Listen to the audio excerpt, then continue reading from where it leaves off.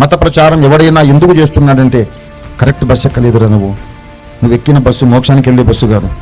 నాకు తెలిసి ఈ బస్సు మోక్షానికి వెళ్తుందని అనుకొని చెబుతున్నారు. ముస్లింలు చెప్పినా, హిందువులు చెప్పినా, క్రైస్తవులు చెప్పినా వాళ్ళ కాన్సెప్ట్ అది. మోక్షానికి వెళ్దాం అనుకుని మీరు నరకం బస్సు ఎక్కారురా, ఇదిగో తమ్ముళ్ళు రండి ఆ మోక్షం బస్సు ఎక్కండి అని చెప్పడమే ధర్మ ప్రచారము. గురువులు శిష్యులు అందరూ తెలుసుకోండి మాట. పెద్ద బోర్డు తెలివి వాడు పెద్ద తెలిసినట్టు మాట్లాడతారు. ఏ బస్సు ఎక్కినా ఒకటే సార్, తెలివి తక్కువ. బస్ స్టాండ్ పోయి ఎందుకు అడుగుతున్నా, బోర్డుని చూస్తున్నావు నువ్వు? బస్ స్టాండ్కి పోయేమో ఈ బస్సు ఎక్కడికి వెళ్తే ఆ బస్సు ఎక్కడికి వెళ్తే అంటారు. మరి మతాలను అడుగుతుంది, ఈ మతం ఎక్కడికి పోతున్నావు అడగదు.